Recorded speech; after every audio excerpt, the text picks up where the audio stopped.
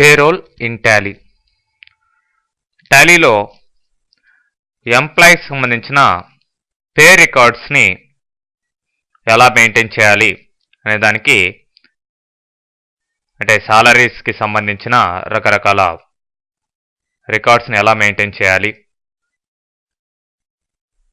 Attendance అయితేమి, deductions, allowances ఇట్లాంటివంతా కూడా ఎలా మెయింటైన్ చేయాలి అనే దానికి పేరోల్ అనే సపరేట్ ఫీచర్ ఇవ్వడం జరిగింది.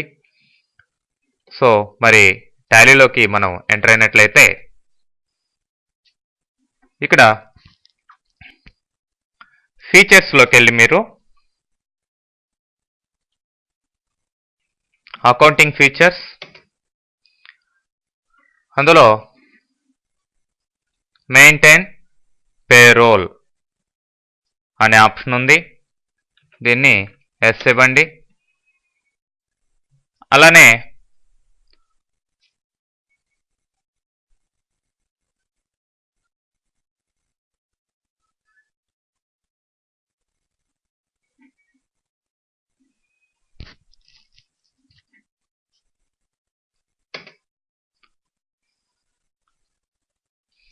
More than one payroll or cost category అని ఉంది. ఈ ఆప్షన్ కూడా ఎస్ ఇవ్వండి.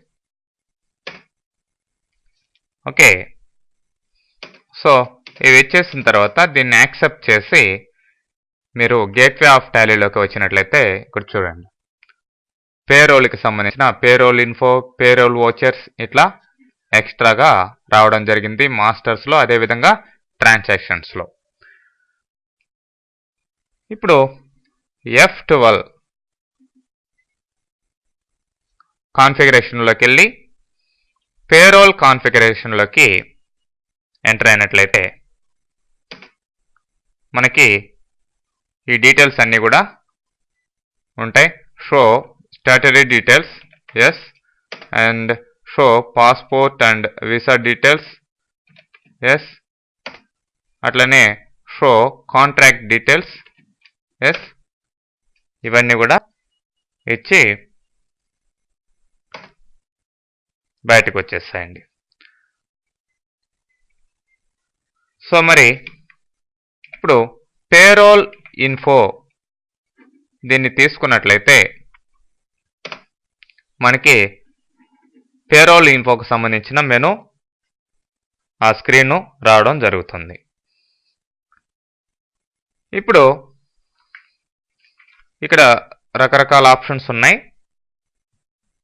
వాటిల్లో ఫస్ట్ ఎంప్లాయీ గ్రూప్ని క్రియేట్ చేస్తాం, ఎంప్లాయీ గ్రూప్స్. సో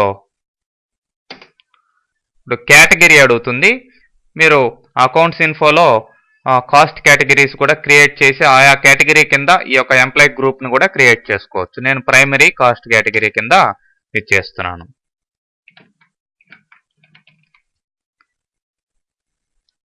మేనేజర్ అనేది ఇచ్చాం.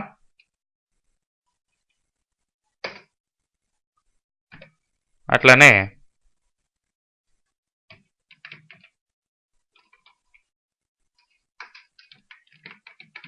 ఆఫీసర్ గ్రేడ్ అని ఇవ్వడం జరిగింది. ఓకే,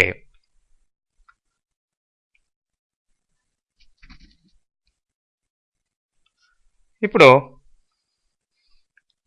బ్యాక్కి వెళ్ళి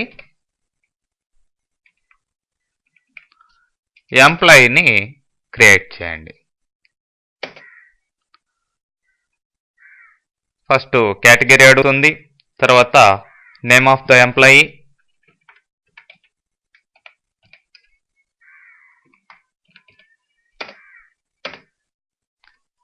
అండర్ మేనేజర్ అని ఇస్తున్నాను. Date of joining, employee number and designation ఇవన్నీ కూడా ఇవ్వాలి. ఫంక్షన్ ఏంటి,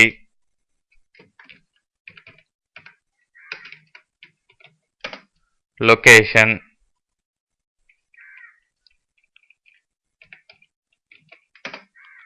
జెండర్, డేట్ ఆఫ్ బర్త్,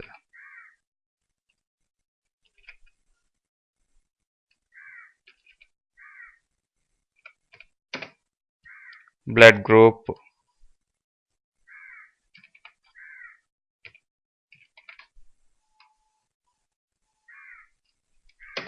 ఇంకా మదర్ నేమ్ లేదంటే ఫాదర్ నేమ్, అడ్రస్, ఇట్లాంటి డీటెయిల్స్ అన్నీ కూడా ఇవ్వండి. అట్లనే కాంటాక్ట్ నెంబర్, ఈమెయిల్ ఐడి, ఇవన్నీ కూడా ఫిలప్ చేసుకోవచ్చు. మొత్తం ఫిలప్ చేయండి. Bank name, branch, account number, employee ID లేదంటే PAN, PF account number, ESI number, passport number, expiry date, ఇవన్నీ కూడా ఫిలప్ చేయండి. ఫైనల్గా యాక్సెప్ట్ చేయండి. అట్లనే next employee creation, name,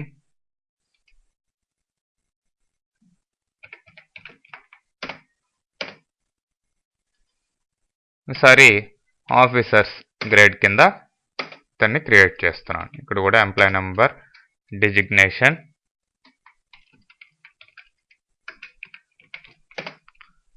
function,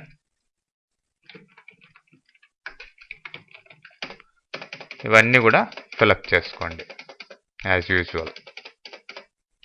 ఫైనల్గా యాక్సెప్ట్ చేయండి. ఇప్పుడు బ్యాక్ వచ్చేసి అంటే 2 ఎంప్లాయీస్కి సంబంధించిన డీటెయిల్స్ని క్రియేట్ చేశాను. ఇప్పుడు వర్క్ యూనిట్స్ని మనం క్రియేట్ చేసుకోవాలి.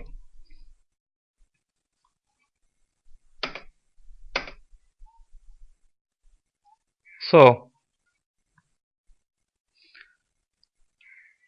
డేస్,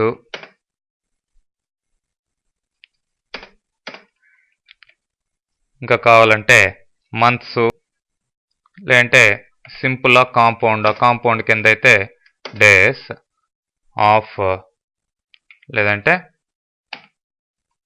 ఫస్ట్ సింపుల్ క్రియేట్ చేద్దాం. మంత్స్,